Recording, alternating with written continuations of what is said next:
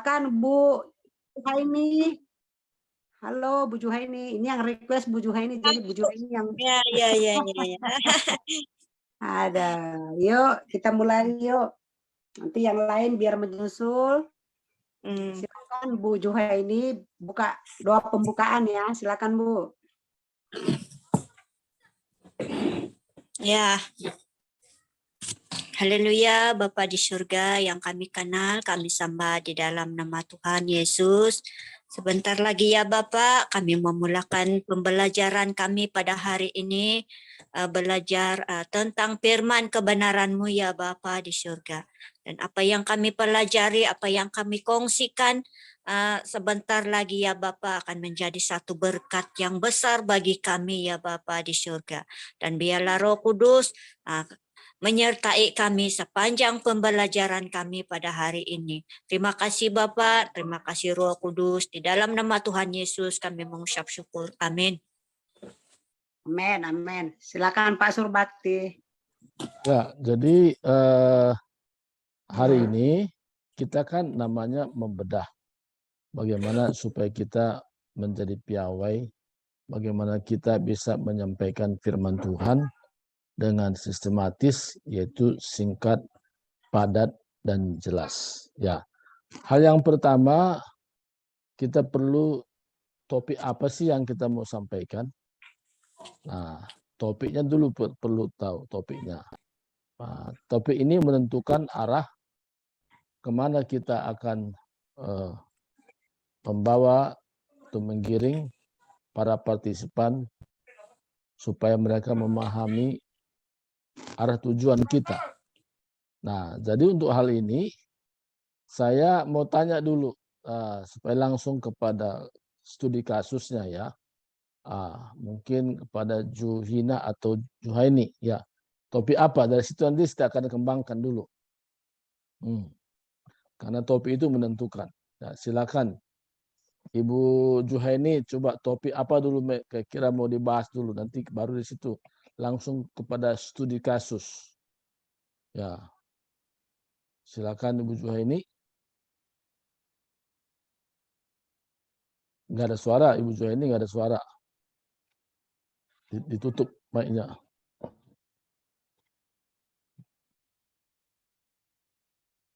Berarti dia jaringannya kurang ini Pak. Oke, Tadi memang dibilang bermasalah. Bu Juhina coba. Oke, Bu Juhina ada? Topiknya apa ya? Oke, kalau gitu saya buat topik dulu ya. Ya, supaya kita jangan terlampau nunggu-nunggu topik. Nah, bisa buat kita topik misalnya penyembahan yang benar. Contoh. Nah, berarti kalau kita angkat topik penyembahan yang benar, berarti ada penyembahan yang tidak benar. Itu udah jelas seperti itu tujuan kita supaya orang jangan salah dalam penyembahannya kepada Tuhan. Nah, bagaimana penyembahan yang benar itu? Allah itu roh, dan barang siapa menyembahnya harus menyembah dalam roh dan kebenaran. Nah, kalau orang menyembah dalam roh, itu luar sana banyak. Contoh, ya mungkin Ibu Tia pernah dengar orang berjarah ke Gunung Sibayak. Ya. Ya, itu juga penyembahan. Ya. Orang ke Gunung Kawi, ya. itu penyembahan. Nah, tapi apakah dasarnya kebenaran? Tidak. Nah, jadi kita harus arahkan penyembahan yang benar itu harus dasarnya firman Tuhan. Nah, kalau Ibu Lalang bisa melihat dalam Yohanes 17 ayat 17, tapi apa saya aja bacalah supaya cepat kita. Yohanes 17 ayat 17 katakan, ya, kuduskanlah mereka dalam kebenaran, firman-Mu adalah kebenaran.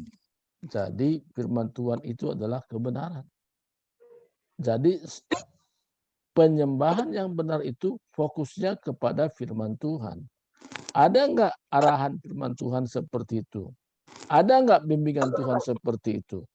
Jadi praktek-praktek penyembahan itu harus ada kolerasi dengan firman Tuhan yang ada. Maka apapun kata orang, kelihatannya sesuatu yang luar biasa, tapi ada nggak dukungan firman Tuhan seperti itu? Maka kenapa kita perlu belajar firman Tuhan? Supaya kita jangan sesat. Ya kan? Ya. Sesat. Nah, salah contoh juga kami bahas beberapa hari yang lalu.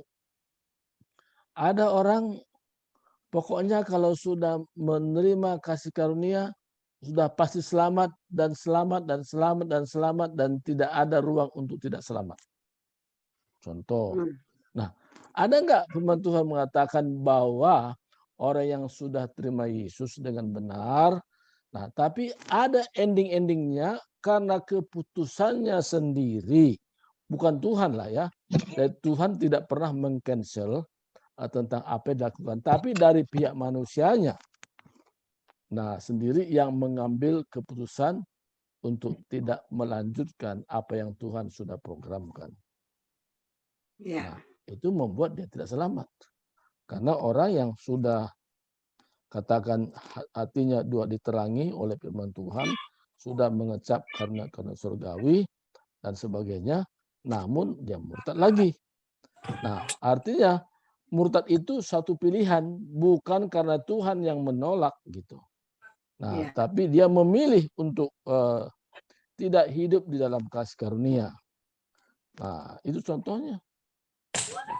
Nah, kalau dia memilih untuk tidak dalam kasih karunia, ya berarti ada orang tidak selamat sekalipun sudah terima Yesus. Sekalipun mungkin sudah berbahasa roh. Ya kan? Nah, tapi ini sangat langka. Jangan ini jumlahnya saya tidak katakan banyak, tapi ada terjadi seperti itu. Tapi itu karena pilihannya sendiri. Nah, itu contoh begitu. Nah, kita bisa mengcounter orang. Nah, kembali kepada topik semula. Ya, tadi topiknya penyembahan yang benar. Nah, bagaimana maksud penyembahan yang tidak benar itu? Nah, kita lihat juga di Alkitab bagaimana terjadi Nabi Baal. Nabinya cukup banyak, 450 orang. Baru nabinya, belum lagi pengikutnya. Ya kan? Yang dipimpin oleh Isabel. Nah, kalau caranya, waduh, kalau kita nggak jeli, waktu mereka berdoa kepada Tuhan, sampai mereka menoreh-noreh tubuh mereka sampai keluar darah. Tapi, apa kata Nabi Elia?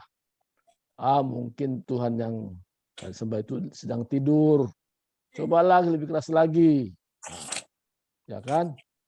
Nah, akhirnya kesimpulannya terakhir, Nabi Elia katakan, sekarang bagian saya untuk berdoa.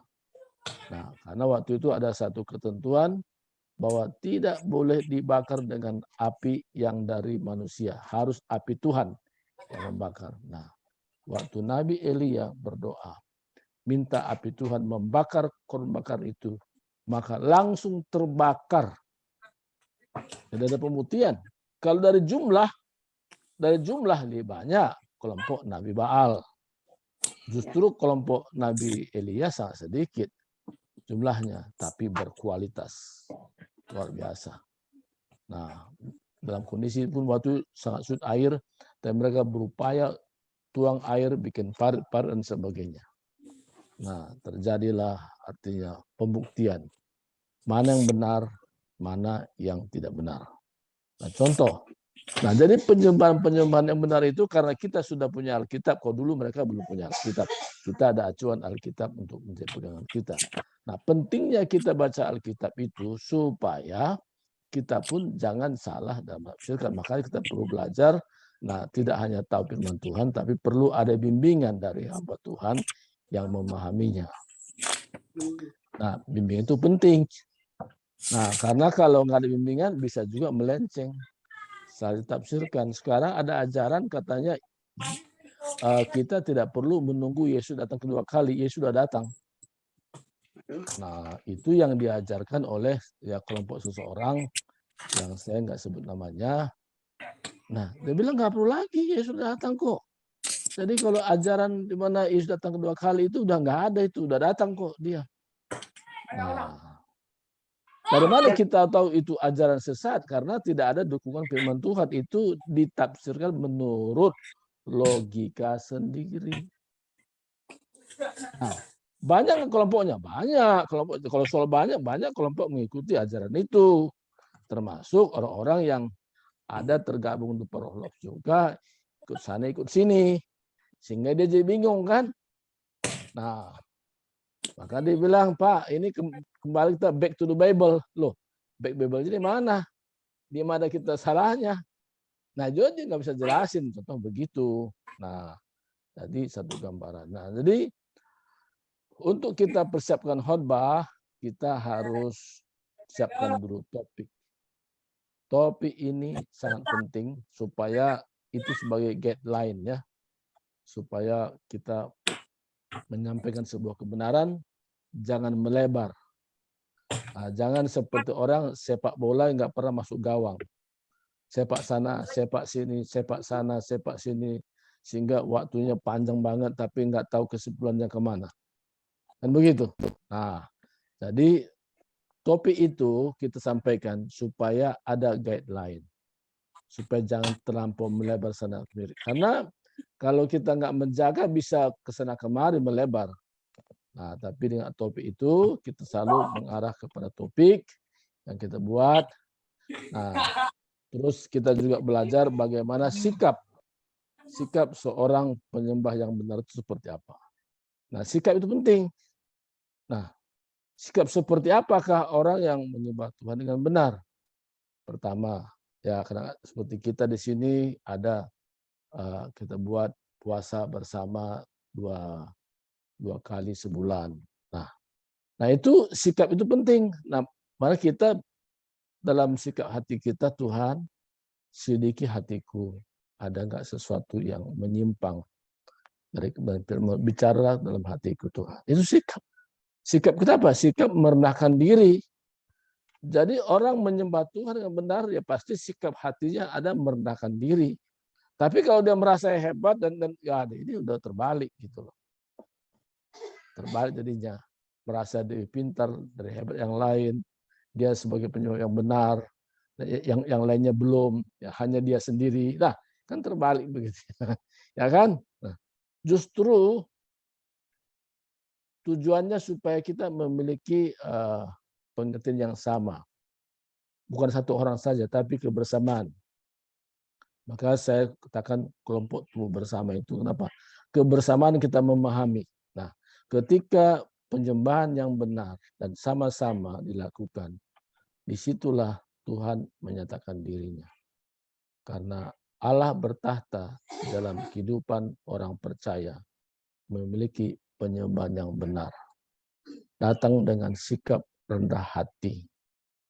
Karena Tuhan menentang orang yang congkak dan mengasihani orang yang rendah hati. Nah ini. Nah jadi kita nggak bisa congkak. Nggak bisa merasa lebih hebat dari yang lain. Nah, dan juga kita menempatkan adalah firman Tuhan itu sebagai suara Tuhan untuk berbicara kepada kita yang kita renungkan. Baik siang, baik malam. Kita jadikan itu sebagai perkataan Tuhan, di mana dalam perkataan Tuhan 4 hal yang mungkin kita bisa tanya kepada diri kita dari firman Tuhan itu. Tuhan bicara apa lewat firman-Nya? Itu kita harus tanya. Maka berdoa itu bukan hanya kita meminta sesuatu kepada Tuhan, tapi merenungkan firman dan izinkan Tuhan berbicara. Kira-kira Tuhan bicara apa? Ada janji Tuhan, ada perintah Tuhan, ada sesuatu dosa yang Tuhan tegur kita untuk kita bertobat, dan ada perintah-perintah Tuhan yang kita harus taati. Nah, seperti itu. Nah, jadi ketika kita memiliki penyembahan yang benar dengan dasar sikap hati tadi, dengan rendah hati dan mengizinkan firman Tuhan berkuasa, inilah langkahnya kita memiliki penyembahan yang benar. Nah, ada kalanya kita masuk kepada satu pengalaman yang belum pernah kita alami sebelumnya. Saya sebagai hamba Tuhan, di bawah Tuhan satu pengalaman, waktu berdoa. Tadinya berdoa dengan akal budi dan di sekitar saya bisa mengerti, tapi tiba-tiba keluar dengan kata-kata saya sendiri nggak ngerti, tapi suasananya saya penuhi dengan sukacita, hadirat Tuhan yang luar biasa. Nah, dan saya berdoa dan berkata-kata dalam bahasa roh. Dan itu saya alami sendiri. Nah, ketika saya mengalami ini, saya juga harus tahu, ada nggak dasarnya firman Tuhan, orang berdoa dengan bahasa roh. Nah, kita harus tahu. Jadi kalau enggak kita juga bisa salah. Waduh, ini kok saya bahasa roh ini, ada nggak di firman Tuhan? Dan bagaimana impact-nya, bagaimana dampaknya waktu kita berdoa bahasa roh. Kadang-kadang kita nggak merasa udah bisa 1 jam kita berdoa dengan bahasa roh. Bahkan bahasa kita bisa bertukar dengan bahasa-bahasa yang lain. Kita tidak mengerti. Seperti contoh saya sendiri kadang-kadang berdoa seperti bahasa Cina keluar, ya kan? Caco, gitu lah, kayak kira begitu. Saya nggak ngerti juga. Tapi kok dilakukan dengan sungguh-sungguh, muncul lagi bahasa lain. Nah, tapi dalam kondisi penyembahan. Allah itu adalah roh. Barang siapa menyembahnya harus menyembah dalam roh dan kebenaran. Nah, jadi bisa menyembah dalam roh. Bagaimana menyembah dalam roh? Nah, kita kalau secara pribadi, kita bisa menyembah dalam roh dan berkata-kata dalam bahasa roh. Nah, itu kita bisa alami sendiri. Nah, ada nggak dukungan ayatnya? Ada. Nah, jadi kalau kita lihat dari penjelasan firman Tuhan dalam 1 Korintus pasal 14, dikatakan ayat 26. Jadi bagaimana sekarang saudara, bila mana kamu berkumpul, hendaklah tiap-tiap orang mempersembahkan sesuatu yang seorang mazmur, yang lain pengajar atau pernyataan Allah, atau karunia bahasa roh. Oh, berarti ada bahasa roh. Jadi kalau orang menolak bahasa roh, oh berarti dia belum mengerti. Belum mengerti, dia belum punya pengalaman sendiri. Nah, jadi bahasa roh itu penting. Kenapa? Dalam pertemuan jemaat, karena arahnya nanti supaya ada namanya interpretasi. Ya, ada yang menjelaskan kemana arahnya. Ada pesan Tuhan disampaikan. Tapi kalau secara pribadi, itu cukup kita berkata-kata dalam bahasa roh tersendiri. Nah, tapi kalau dalam pertemuan jemaat, kalau kita bahasa roh, kalau agak kencang sedikit, menonjol sedikit, kita berdoa supaya ada yang Tuhan berikan untuk bisa menafsirkannya. Ayat 13 dalam pasal 14 tadi, karena itu siapa yang berkata dengan bahasa roh, ia harus berdoa supaya kepadanya diberikan juga karunia untuk menafsirkannya. Jadi ada karunia. Jadi makanya pertemuan jemaat itu kadang-kadang Tuhan memberikan di dalam kumpulan itu ada karunia menafsirkannya. Kita belum sampai nanti arahnya ke sana. Tapi begitu. Jadi kumpulan kita itu memang penyembahan yang benar. Tidak sama dengan orang lain. Kita selalu berpatokan kepada firman Tuhan. Yang lain kenapa nggak sama? Karena mereka belum belajar. Belum belajar. Sehingga itu membuat perbedaan. Ya kan? Nah, kita yang belajar, kita membimbing mereka. Karena bahasa roh itu bukan hanya satu pengalaman dulu, tapi sampai sekarang, ya. Maka Paulus sendiri berkata, ayat 15 katakan, jadi apakah yang harus kubuat? Aku berdoa dengan rohku, tetapi aku juga berdoa juga dengan budiku. Aku menyanyi dan memuji dengan rohku, tapi aku akan menyanyi dan memuji juga dengan akal budiku. Nah, ini satu pengalaman saya alami di Kuala Lumpur, di Sungai Wei namanya. Saya dengan beberapa teman, karena kami waktu itu kurang pemain musik, saya hanya tahu kunci gitar C, D, F gitu aja ya. Jadi kuncinya begitu aja. Jadi saya main gitar. Tapi tiba-tiba kami dalam pemusik itu menyanyi, tapi dalam bahasa roh. Itu terjadi, itu di negara orang, di Malaysia. Seperti itu. Nah, aja transfer juga ke bawah kepada gembala di situ. Luar biasa.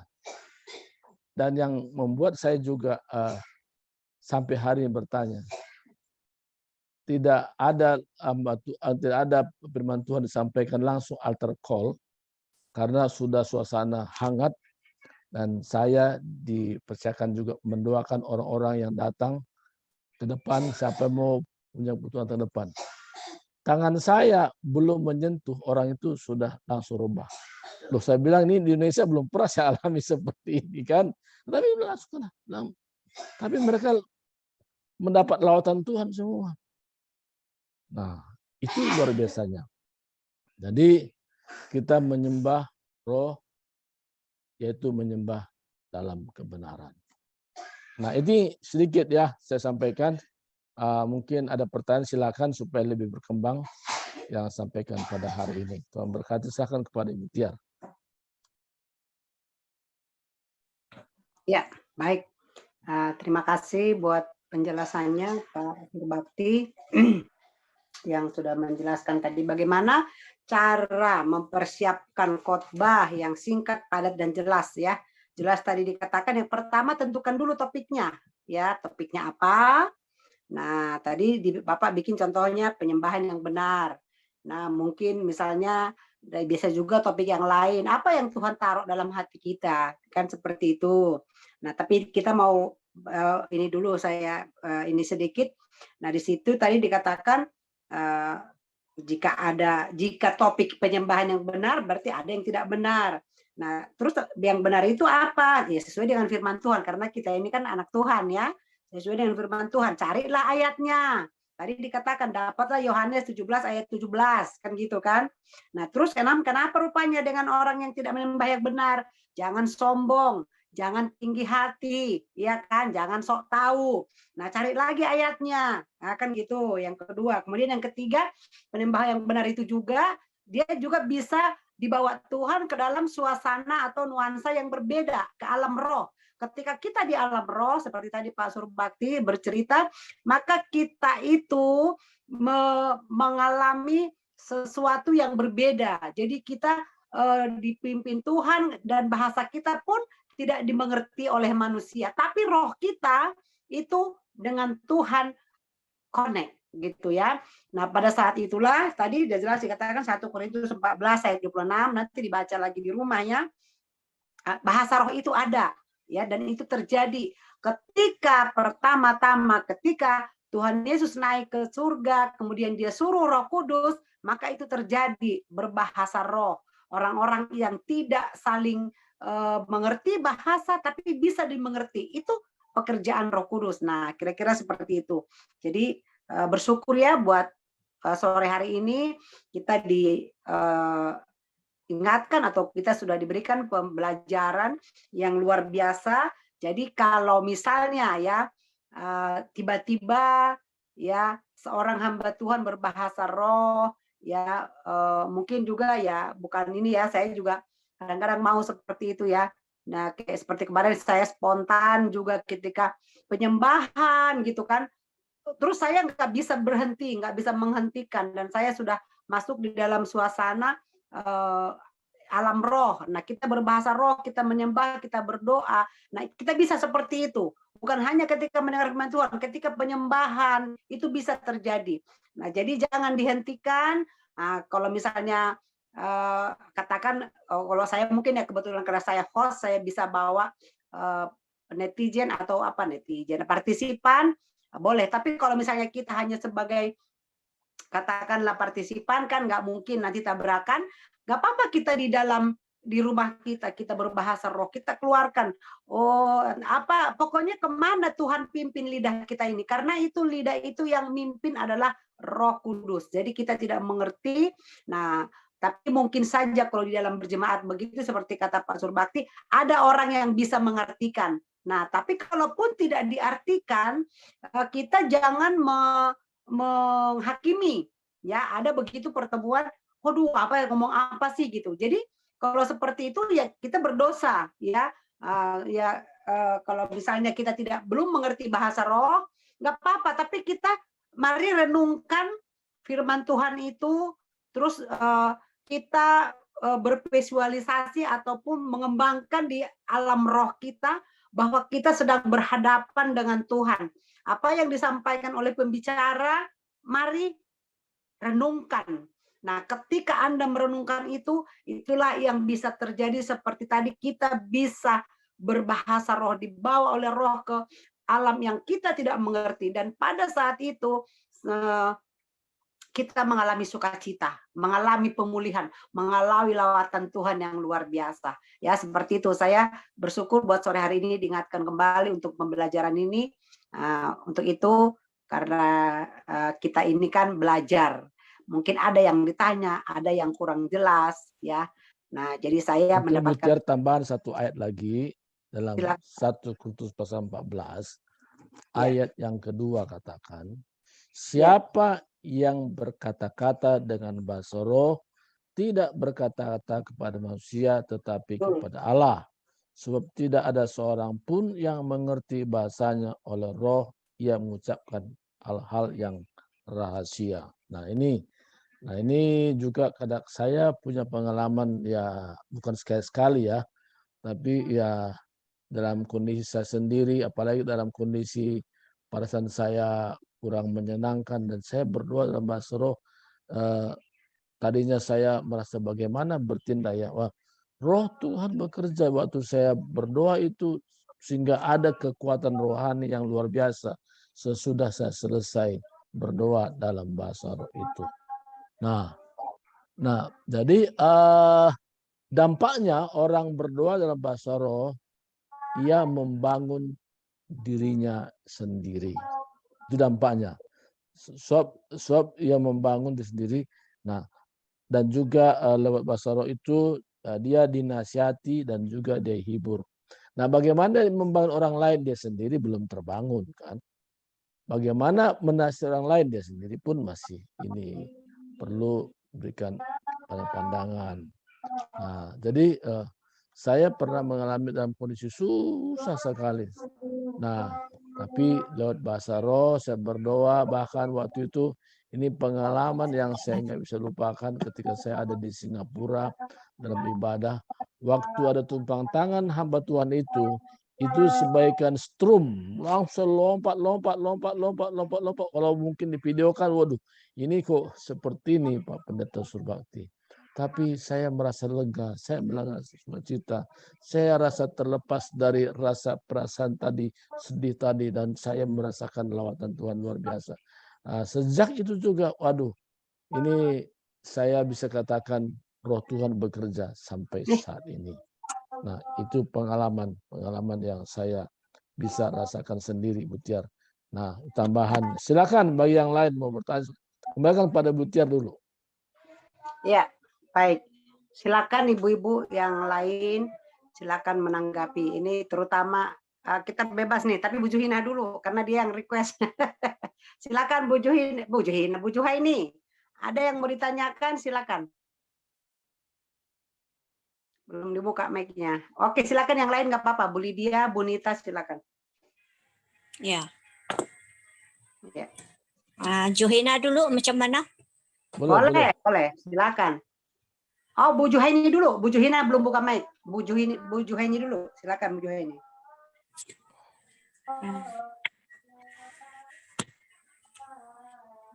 Pertanyaan saya ini begini.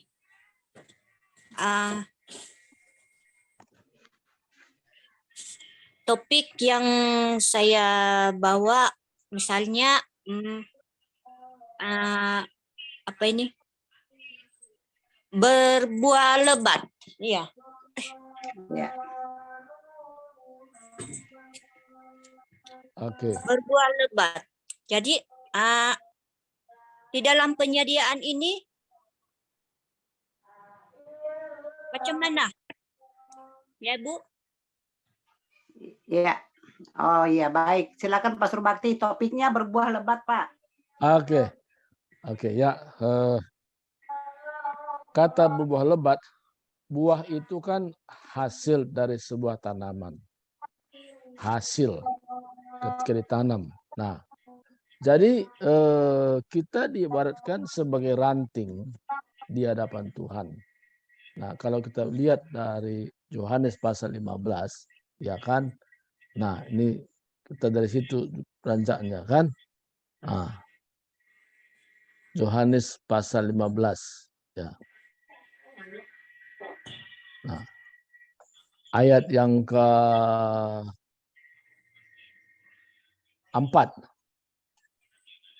Tinggallah di dalam aku dan aku di dalam kamu.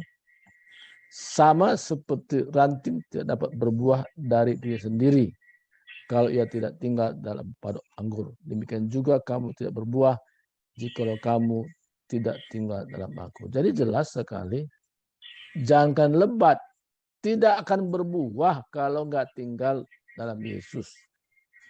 Jadi dasarnya tinggal dalam Yesus. Nah, sebab dikatakan begini, ayat yang ke-6 katakan, barang siapa tidak tinggal dalam aku, ia dibuang keluar seperti ranting dan menjadi kering.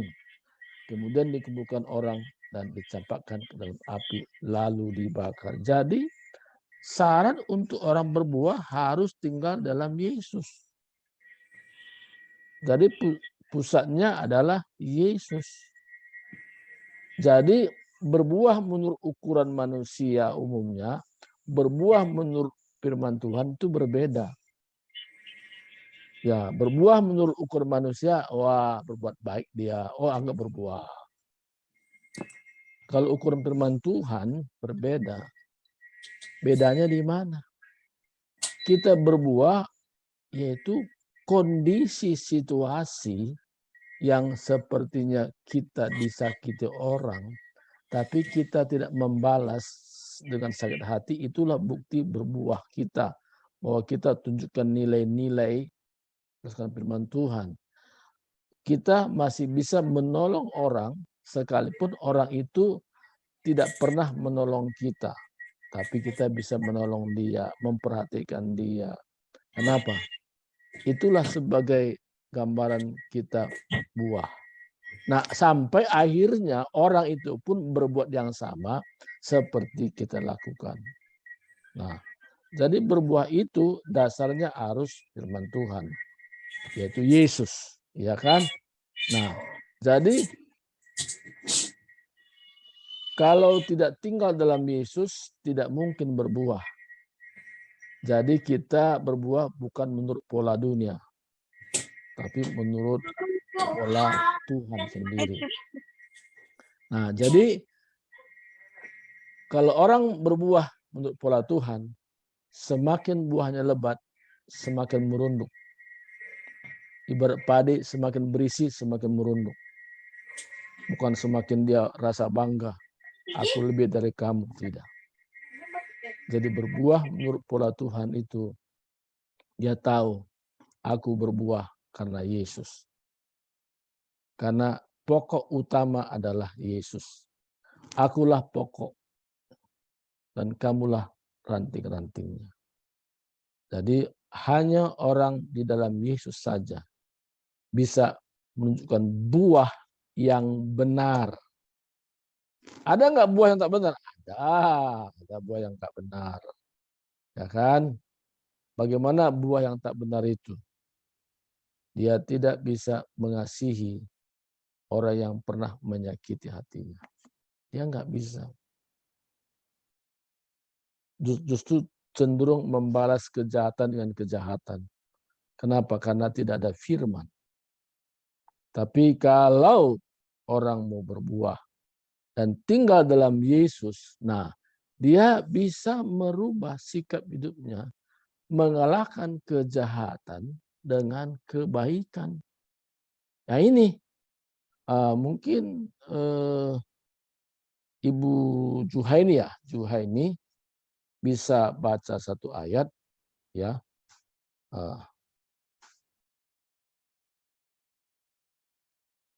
Roma pasal 12.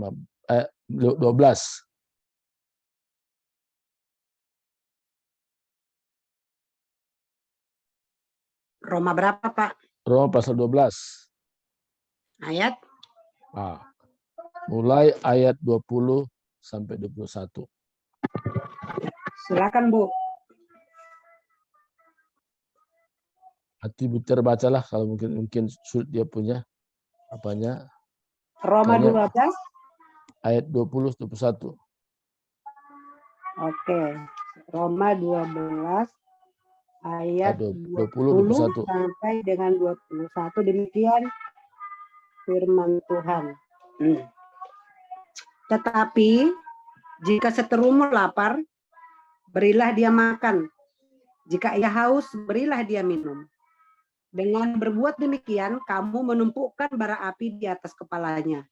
Janganlah kamu kalah terhadap kejahatan, tetapi kalahkanlah kejahatan dengan kebaikan. Amin. Itu. Betul. Ya, ini bentuk buah yang orang bisa rasakan sendiri karena kita tinggal dalam Yesus. Di luar Yesus nggak bisa buat begini, nggak bisa. Amin. Ya, nggak bisa. Saya jamin nggak akan bisa. Justru di luar Yesus mencari siapa yang dipersalahkan. Dia bersalah, tapi dia mencari siapa yang bisa persalahkan. Kan dosa mula-mula kan begitu. Ya. Ketika Tuhan bicara kepada Adam, apakah kau makan buah yang aku larang itu? Oh itu perempuan itu yang kau tempatkan itulah memberi aku. Tanya lagi Hawa, kenapa ini? Iya itu ular. Nah itu, jadi nggak pernah mau mengakui apa adanya.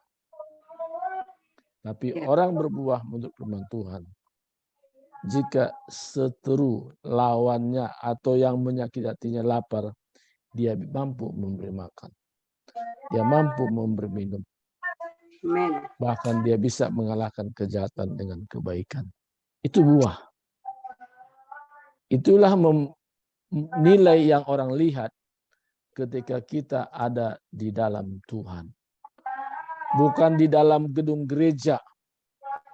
Bukan dalam sebuah organisasi yang terkenal, tidak. Tapi sikap hidup kita menerapkan nilai-nilai firman Tuhan. Dan ada buah terlihat. Itu kira-kira gambarannya. Silakan kembali kepada Bu Tiar. Ya, baik. Ya, udah mengerti Bu Juhaini, masih ada lagi yang mau ditanya, silakan. Juhaini, jika tidak ada coba yang ibu yang lain, Bu Lydia Lalang mungkin atau Bu Nita, silakan. Aku tadi agak telat, biasa HP-nya susah, terus Ya, signal jadi tadi sempat keluar lagi karena signal. Aku cuman sempat nangkep cara khotbah yang benar. Aku terus terang ya kalau untuk referensi atau sejarah dari situasi keadaan Alkitab pada saat perikop yang kita baca itu nggak pakai buku panduan nih, konkordian siapa? Cuman seperti yang Bu Tiar bilang, yang mungkin dari tadi Pak Surbakti ceritakan bahwa tentukan topik, ayat dasar Alkitab, dan kita bawa ke dalam suasana alam roh. Kebetulan aku ngajar sekolah minggu. Nah, kita biasanya simple aja ya. Makanya aku bilang untuk khotbah yang berat susah banget gitu ya. Yang cuman intinya ini topiknya apa, judulnya, terus udah gitu kitabnya ini karena biasanya siapannya tuh kan habis ngajar ya, seminggu kemudian lagi baru cerita, bawa cerita. Nah itulah yang digumulin selama seminggu. Firman ini ada nggak ke aplikasi di dalam hidup kita gitu loh. Jadi kalau aku bikin sistem khotbahnya jadi bukan tujuannya sama, tapi sistemnya mungkin nggak kayak pendeta-pendeta ya. Pendeta-pendeta kan udah pakar-pakar semua deh ilmu ya. Kalau sekolah minggu jadi kayak penginjil kali ya, kesaksian hidup yang dialami selama minggu yang berdampak dari firman Tuhan ini. Baru kita bagikan. Jadi cukup sederhana gitu ya istilahnya. Itu kayak gitu. Karena untuk bukan yang ngeremehin anak kecil, kitanya juga nggak semampu para hamba-hamba Tuhan yang gimana gitu. Kalau hamba Tuhan jelimet ya, ini kaitannya nanti dengan ayat ini, dengan ayat ini. Makanya aku ngeri banget gitu kalau gimana. Tapi kalau simple gitu loh. Cuman tahu tema, ayat firman Tuhannya, pergumulan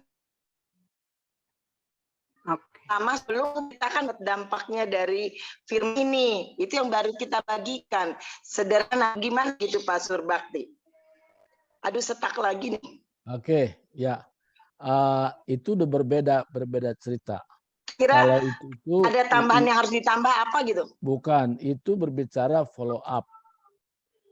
Sesudah kita khotbah, supaya ini jangan hilang begitu saja, kita kasih PR. Ya kan? Itu bagus. Sebenarnya enggak, kan. itu gini. Kita sebelum khotbah ke anak-anak, pembekalan buat gurunya, buat kitanya. Ini ditekankan sama biasa pendeta yang mentraining kita bahwa besok judulnya ini, ayatnya ini. Nah, kita udah tahu ya titik-titik penekanannya nanti ke anak-anak bahwa Tuhan mungkin Yeriko lah gitu lah ya. Bahwa bukan karena keliling 7 kalinya, bukan karena trompetnya, tapi karena kuasa Tuhan gitu loh, benteng itu hancur. Nah, jadi waktu menerapkan itu, kita bertemu dulu dengan yang mau kita bawakan nih. Jadi kitanya nih sebagai pemberita harus merasakan kira-kira, mungkin itu yang dibilang ke alam roh ya, mungkin harus merasakan dari firman ini, penenannya menentukan tentang kuasa Tuhan. Bisa nggak kita sampaikan ke anak? Nah, kalau seminggu ini kita lihat, oh kuasa Tuhan itu ternyata dalam kasus ini, oh kita gini. Nah, itu kayaknya lebih berdampak ke anak gitu loh. Oh ya. Nanti aplikasi anaknya lain lagi di kira-kira ada penambahan harus ada ditambah apa gitu? Oke, jadi begini ya, saya terangkan. Kita mengajar ke anak-anak itu kan berbicara tentang ketaatan. Ketaatan itu menghasilkan sesuatu. Nah, bisa kita ajarkan ketaatan kepada orang tua. Dibilang ketika taat kepada orang tua, maka berkat Tuhan tidak terhalang bagi dia.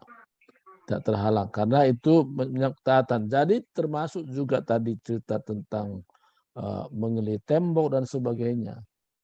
Bukan sekedar menggeli tembok, tapi memang ada unsur ketaatannya di situ. Bukan sekedar ikut-ikutan. Dia memahami kenapa dia menggeli tembok itu. Dia paham dulu.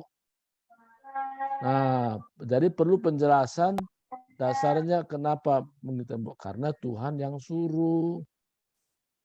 Jadi kalau Tuhan yang suruh, lakukan. Jangan lakukan yang Tuhan tidak suruh. Nah, jadi makanya ketaatan itu penting. Penting di mana? Karena kalau tidak hasil ketaatan, jangan seperti contoh gini. Ya, saya kadang-kadang sedang khotbah. Saudara sampai rasanya iblis capek sehingga dia minta cuti sama Tuhan. Iblis minta cuti. Nah, di mana ayatnya iblis minta cuti kan? Tuh. Jadi jangan kita buat-buat sesuatu hal yang di luar konteks. Atau pengetahuan manusia kita bawa kepada firman Tuhan tapi nggak ada dasar ayatnya. Jadi belum pernah saya temukan bahwa iblis karena dia merasa aduh sedikit kok iblis terus. Padahal manusia jahat katanya. Bukan karena iblis. Maka ketika iblis datang kepada Tuhan, dia minta cuti katanya. Memangnya seperti itu. Nah, itu sudah penyimpangan. Nah, itu ada orang menjelaskan seperti itu. Nah, makanya kita sangat hati-hati. Jangan sampai kita buat bahasa sendiri, tidak ada dasar firman. Karena apapun fokusnya kepada firman itu. Nah, jadi Iya, kita jelaskan juga tadi kenapa keliling itu karena Tuhan yang suruh. iya, Kan iya. begitu. Dasarnya Iya, Tuhan yang perintahkan. Nah, makanya semua mentaati apa perintah Tuhan. Tanpa ketaatan tidak terjadi apa-apa. Maka kalau kita aplikasikan kepada anak-anak, ya kan, anak-anak. Nah, biasa kan begitu. Untuk gampangnya kan diaplikasikan supaya mencontohkan kepada orang tuanya karena anak-anak. Nah, seperti contoh ini, Efesus 6. Bisa tambahan ayat ya. Ayat 1 dan 2. Bisa mungkin Ibu Nita bisa lihat Efesus 6 ayat 1 dan 2. Coba. Ini buat anak-anak ya, coba. Ibu Tiar bisa baca? Ya, Efesus 6 ayat 1 Dan 2. dan 2 ya. Dan Demikian 3, firman dan 3. Tuhan. Sampai 3, sampai Sampai 3. 3.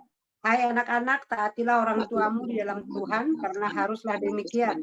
Hormatilah ayahmu dan ibumu. ini adalah suatu perintah yang penting. Ya. Seperti yang nyata dari janji ini. Supaya kamu bahagia dan panjang umur di bumi. Ya, jadi kita bisa arahkan kepada bagaimana anak-anak itu mentaati orang tuanya. Nah, Iya. ya, jadi ke sana arahnya karena mereka bukan lagi dibuat tembok lagi keliling-keliling lagi. Jadi aplikasinya dulu itu berbentuk sejarah, tapi kita tidak mengikuti pola itu. Walaupun itu dulu perintah Tuhan, tapi tidak lagi melakukan hal yang sama. Contoh nih, dulu Tuhan perintahkan Nuh supaya buat bahtera. Nah, tapi kita nggak buat bahtera lagi. Tapi ketaatannya itu yang kita angkat ke permukaan. Nuh taat. Ya. Sorry, nggak di sistem kami punya program per 4 bulan atau per 6 bulan. Jadi tentang ketaatan 6 bulan. Ntar tentang penciptaan 6 bulan, tapi ada rangkaiannya ya. Terus tentang kesetiaan 6 bulan. Kesetiaan terus, tapi dari beberapa topik-topik yang di Alkitab iniin kesetiaan, ketaatan, kepercayaan, kemahakuasaan gitu loh. Jadi pada saat titik kita harus mengembangkan topiknya kemahakuasaan, ya memang benar dengan topik, dengan ayat dasar Alkitab. Nah, cuman sebelum kita sampaikan ke anak, kita rasa-rasanya kita udah menerima, udah ngerti secara pribadi, itu yang digodok gitu loh Pak. Ya, benar sekali Ibu Nita. Jadi ya sebelum kita membagikan kepada orang, memang kita sendiri sudah diberkati dulu. Itu benar sekali itu. Nah, harus begitu. Nah, kenapa? Waktu kita menyampaikan itu, kita sendiri memang sudah rasa sukacita karena artinya berkat-berkat rohaninya kita sudah dapat. Nah, maka kita bagikan sama orang lain. Itu bagus. Jadi itu lanjutkan saja seperti itu. Karena Tuhan membimbing seperti itu, ya teruskan gitu. Nah, itu tidak salah, bagus ya.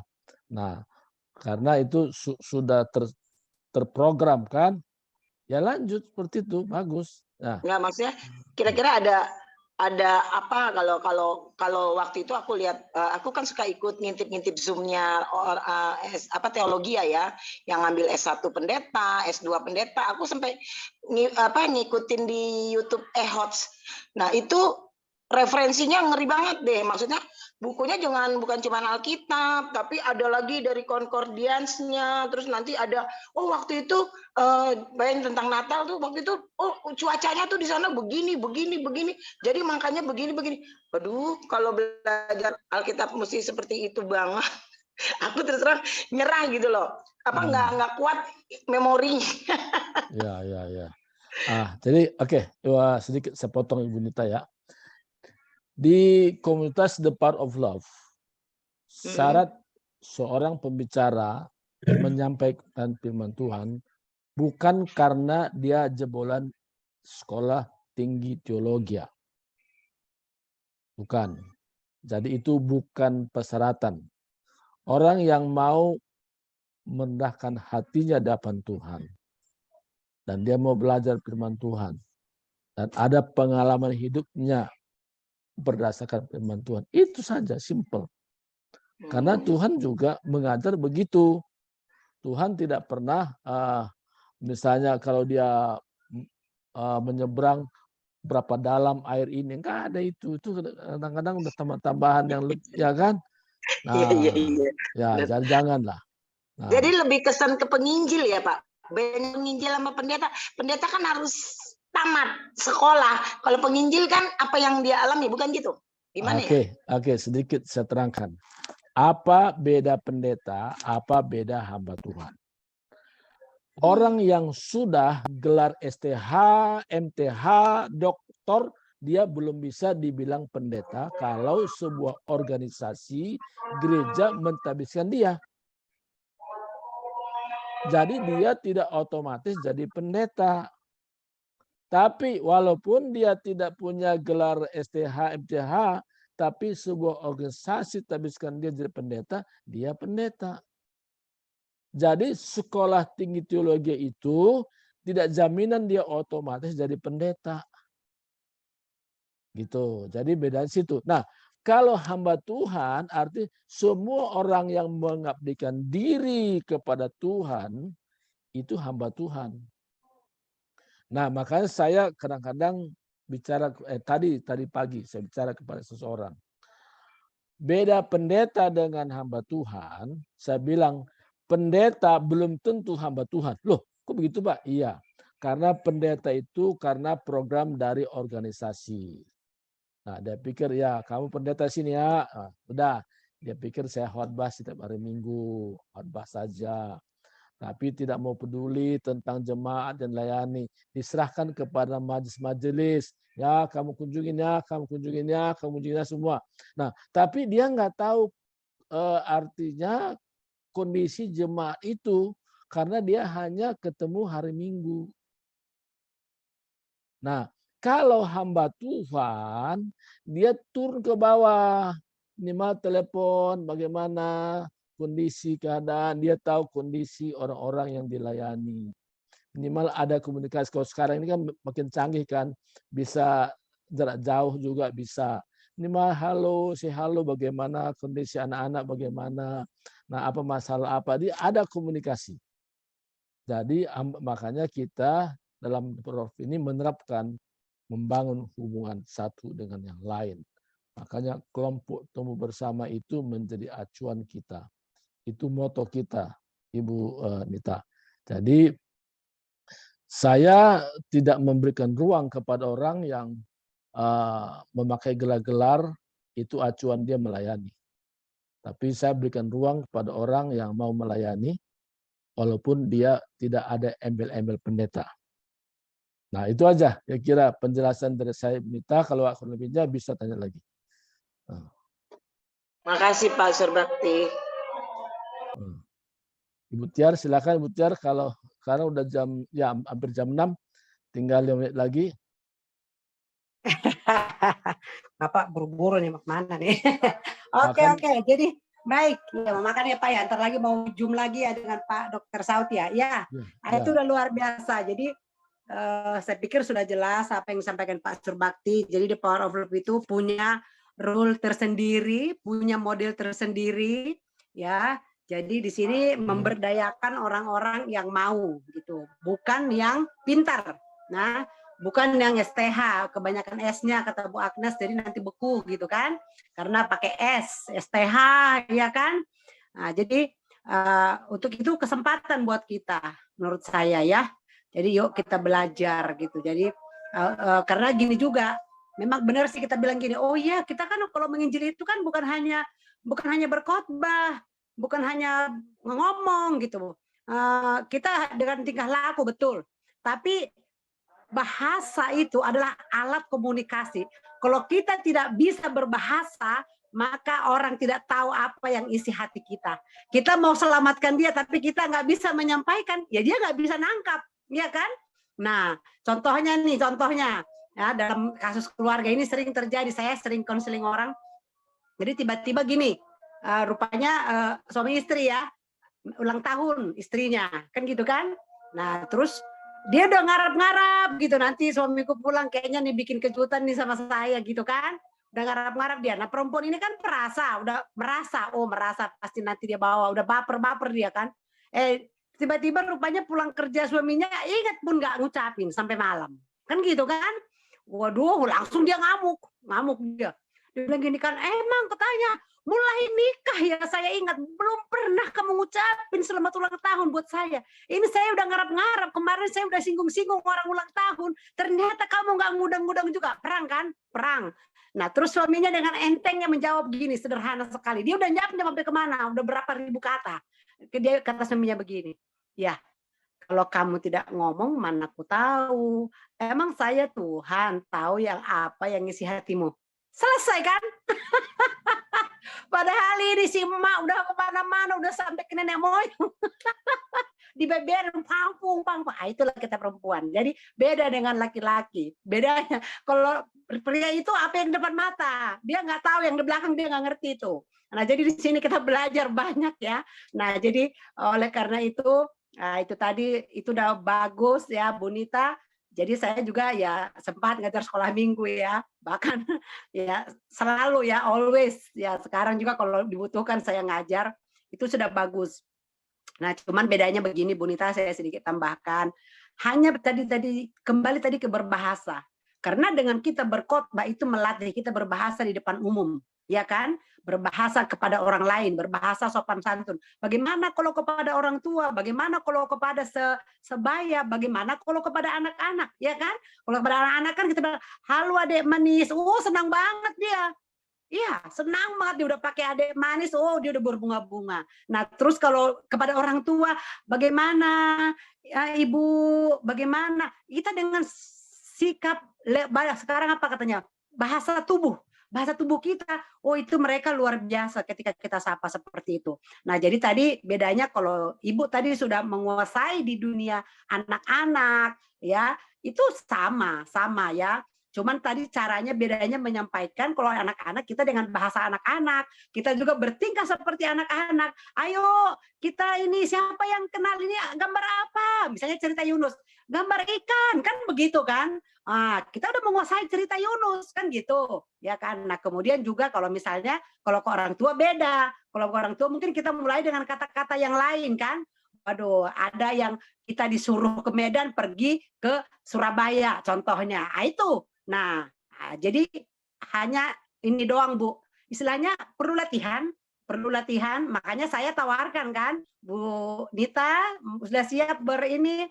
Kata Ibu belum. Nah, jadi kira-kira seperti itu aja tambahannya. Jadi jangan menolak kasih karunia. Kalau Tuhan kasih kesempatan untuk kita menyampaikan firman, yuk kita belajar. Intinya begini, kita mau bercerita atau gini, saya mau, tapi saya belum siap Tuhan, saya belum, katakan kalau belum merasa mampu, ya tinggal minta bimbingan aja sama Pak Surbakti. Kebetulan Pak Surbakti kan siap standby 24 jam, dia mau ngajarin kita. Ya iya kan, jadi ya udah, jangan hilangkan kesempatan ini. Beneran. Ya saya juga, ya saya udah lama melayani, tapi gini, ada juga saatnya saya down. Ketika saya down, tahu nggak? Itu benar banget loh firman Tuhan itu yang dikatakan gini. Ketika talenta itu tidak kita kembangkan, itu hilang, benar hilang. Iya kan? Saya beberapa lama ini saya nggak jadi tim pemuji gitu ya. Itu suara pun habis. Bukan habis, berat. Karena sudah udah nggak biasa. Kalau dulu biasa sampai suara 2, suara 3, hayo. Sekarang suara beda gitu loh. Nah, jadi tapi saya gini ya, saya punya goal yang lain gitu loh. Saya punya goal yang lain, saya nggak udah di situ ya biarinlah saya buat sendiri aja gitu kan. Nah, contohnya seperti itu Bu Nita. Bahkan untuk di panggung saja pun sekarang ini kalau panggung besar mungkin bisa grogi karena saya udah jarang tampil di panggung besar. Nah, kayak kemarin itu tiba-tiba bawa acara di waktu perayaan 17 agak grogi juga. Cuman karena sudah teman semua, ya udah saya cuek aja gitu kan. Jadi easy going katanya bahasa sekarang. Anak sekarang easy going Bu gitu kan. Nah, seperti itu. Jadi saya pikir ini luar biasa ya hari ini. Tapi sekali lagi ini mungkin karena waktu ada Ada lagi mungkin silakan, ada yang mau bertanya. Kalau ada singkat, padat dan jelas. Ada mungkin yang mau mau bertanya. Silakan Ibu. Bu Lydia Lalang, oh dia udah ini kali. Bu Juhaini cukup, Bu Juhaini dan Bu Juhina. Mungkin ditambah lagi lain waktu kali. Ya, Karena Kayaknya belum kurang full. ya. Kayaknya kurang ya, Bu Juhaini.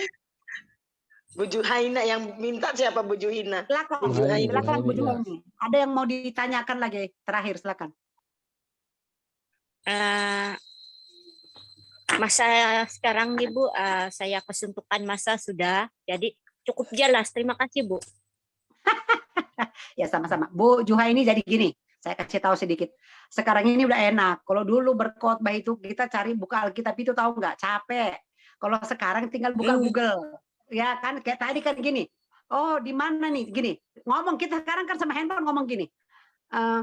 Ayat Alkitab tentang tembok Jericho. Oh, langsung dia tunjukin. Ya kan, dimunculkan. Tinggal kita buka. Itu hebatnya sekarang. Jadi nanti Bu Juhina juga tadi kan, tadi sudah topik berbuah lebat. Oh, kalau berbuah berarti tercipta buah, tercipta pohon. Kan gitu kan? Nah, berarti udah ada di gambaran kan? Oh, tentang berbuah lebat, cerita pohon di mana? Nah, keluar Yohanes. Bacalah Yohanes. Nah, apa yang Ibu mau sampaikan? Berapa poin? Tinggal tanya aja. Nah, jadi itu hebatnya sekarang. Jadi sebenarnya, jujur ya, yang nggak sekolah pun sebenarnya bisa menyampaikan firman Tuhan. Asalkan ada urapan Roh Kudus. Itu. Karena kenapa? Untuk membantu ayat Alkitab, Google sudah ada. Ini kasih karunia loh. Kalau dulu kita capek. Buka, tahu nggak? Dulu sampai diajarin bagaimana cara membuka Alkitab. Biar cepat. Jadi katanya dulu nggak tahu, rupanya dari pojoknya ini, karena di sini di sudutnya itu di situ judulnya kan, di sudut Alkitab itu kan ada kan Matius, Yohanes, nah di situ. Jadi kalau dulu kalau satu-satu lama persiapannya, seminggu nggak cukup. Nah kalau sekarang sudah ada kasih karunia dan itu kita syukuri di era ini, mempermudah kita untuk menginjili ya. Oke, itu saja mungkin Bapak Ibu, terima kasih buat antusiasnya, buat semangatnya. Salam dari Pak Boris, dia lagi pelayanan, dia nggak bisa ikut hari ini ya. Itu saja, nanti sampai ketemu di webinar gitu ya Pak Surbakti ya. Ya jam 7 malamnya juga. Jam 7 ya, atau jam 8 waktu Malaysia. Ya, waktu jam 8 ya, dengan Dr. Saud. Itu saja saya kembalikan ke Pak Surbakti untuk tutup kita dengan doa. Satu hal yang perlu kita sikapi dalam khotbah, kita tidak hanya membaca firman itu, tapi kita merenungkan firman itu sebelum kita menyampaikan kepada orang lain. Nah, makanya sering saya katakan kepada seseorang, jangan sampai nanti hilang catatannya, hilang khotbahnya. Kan gitu. Nah, jadi kalau kita sampaikan khotbah dan ayat itu sebagai ayat peneguhan bahwa itu ada. Tapi tanpa ada catatan itu pun kita sudah memang ready. Gitu. Jangan sampai ada dulu kampung gitu kan. Dia siapkan catatan banyak di celah-celah Alkitab. Karena ada kipas, terbanglah catatan ini. Hilanglah khotbahnya, nggak tahu lagi mau khotbah apa. Nah, kalau bahasa Batak bilang magu pusuk katanya. Karena kebetulan dia masih dan itu kan contoh begitu. Nah, jadi kita persiapkan khotbah itu memang sudah ada di alam bawah sadar kita. Kalaupun ada dasar-dasar ayat itu hanya supaya orang bisa baca lagi di rumah. Ya kan? Tapi isinya sudah ada dalam hati kita. Amin. Itu yang penting. Isi sudah ada. Jadi kalau kita melayani orang bukan lagi ada sini, enggak, kita sampaikan isinya. Nah, kalau ada minta konfirmasi di mana tertulis, baru kita sampaikan. Nah, jadi silakan Ibu Tiar tutup dalam doa. Baik. Ya, mungkin ya kita sudah selesai ya Bapak Ibu ya. Ayo Bu Lydia Lalang tutup dalam doa. Bu, ya silakan Bu. Baik, mari terima kasih. Mari kita satukan hati kita untuk berdoa.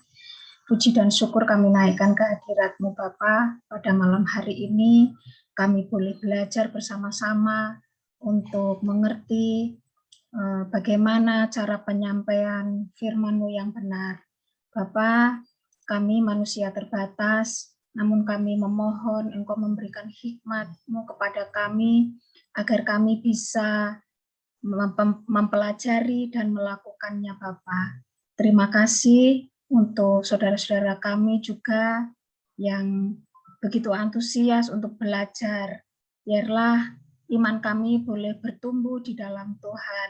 Terima kasih juga untuk hamba-Mu, Pak Surbakti, yang sudah menolong kami, sudah mendidik kami. Biarlah Engkau juga memberikan hikmat-Mu, memberikan kesabaran kepada hamba-Mu ini, sehingga hamba-Mu boleh tetap menjadi berkat bagi kami semua.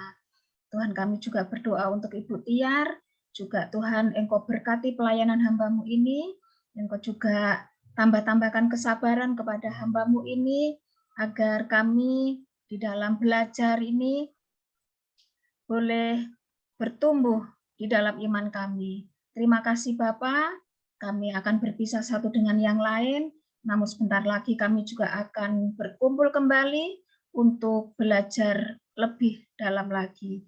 Terima kasih Tuhan, di dalam nama Tuhan Yesus kami berdoa dan mengucap syukur. Amin. Amin, amin, amin. Amin. Amin. Baik, makasih.